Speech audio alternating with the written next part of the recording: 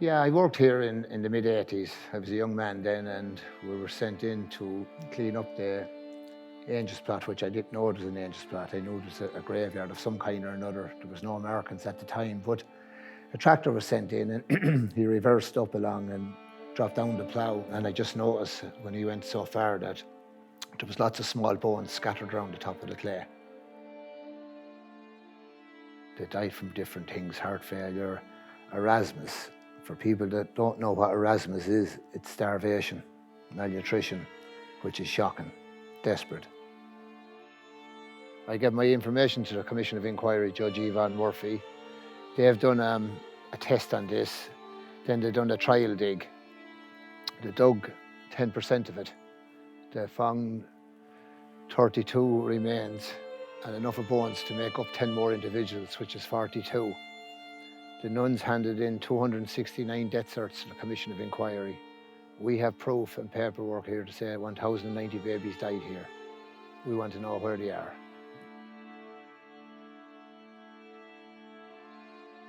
This is one of the rooms that girls would have got birth here, had their baby. So we have the other room. There was 2 rooms here, and as you can see, they're small. I'd imagine damp places in the day. Again, not a lot of medication, and there would have been hard births, I'd imagine. Oh, and that's the way up, the whole way up that stairs is to the nuns' living quarters. So that's like they would have had a direct route to the labour wards if they were nuns. So that's the main house, but right up on the top level, that's where the sisters would have slept. We're here now at the laundrette, where the girls would have been in there washing and cleaning, and as I said earlier on, it literally was slave labour for the predators. It wasn't a nice place to work. Some stayed on and worked in the kitchen for the rest of their life. Some stayed on for 4 or 5 years to pay back the nuns. Some girls, their parents maybe, or their grannies or whoever would have got the girls out, but they did have to pay their way out. In most cases, it was £100 to get your son or daughter out. This is kind of the farmyard part of it, and back in the day, the girls would have been sent down here to do gardening work and chopping blocks, and whether they were pregnant or not, they were going to earn their keep here. In other words, as I said, doing manual heavy work here. Some of the mother and baby homes, Sean Ross, Breastborough, there was vaccine trials carried out with the state's permission and the religious order. So companies had to come in here, inject babies, and like guinea pigs, and head home again. When baby was born there, they'd be getting babies ready for sale. In there, the priest would come out of town, child baptism cert, St. Michael's Church, Roscrea. If you ask anyone in Roscrea where St. Michael's Church is, don't have a clue. This is it. So everything was in-house. Baby gets stamped, gone. So it was all, again, the state.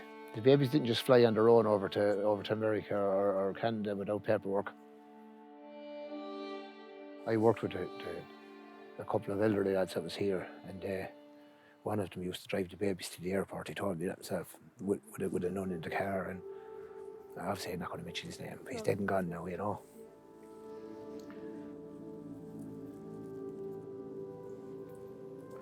This is Sister Hildegarde McNulty's grave.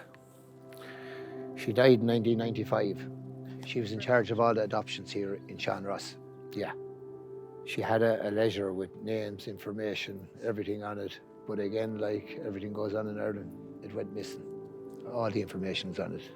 Every child that left Sean Ross is on it, but where that ledger is, no one knows.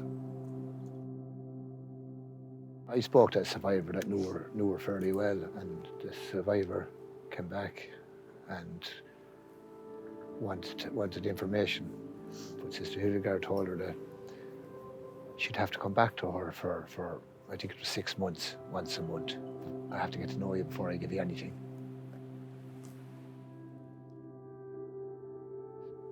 As far as we know, she had two ledgers, one for the state, to keep them happy, and one for herself. So we'll never know the truth of how many babies passed through Sean Ross.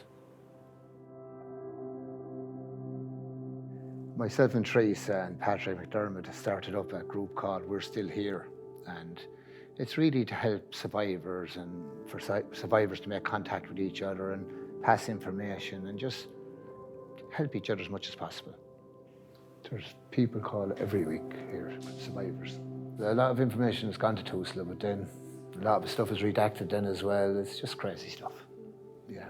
I mean, why would you have the baptism certs down at Clare and the mother's looking for information, their information for Sean Ross is down in Waterford? And bear in mind, we have 5 sitting TDs and only 1 TD has helped. And only 1 councillor has helped.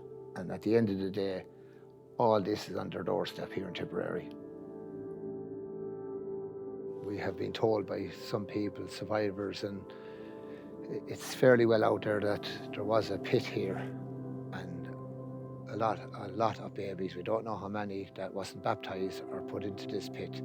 So that's not including the 1,090 that died here, so we don't know how many babies that wasn't baptised that's in this pit down here. Did you ever think that you would be back here still trying to find an end to the story? No, I never did, but I always told people what I found. I never ever hid it away. No, I told family members, and no, I never shied away from it. I seen what I seen, and I found what I found, and that was it. Of course, some blame goes to some parents, but a lot of the blame has to go to the religious order. They put into people's heads that the girls that got pregnant committed a big sin and had to get out of the parish and had to be sent, never seen again. And at the end of the day, as long as the state and the church are tied in together, we'll never get the answers we deserve.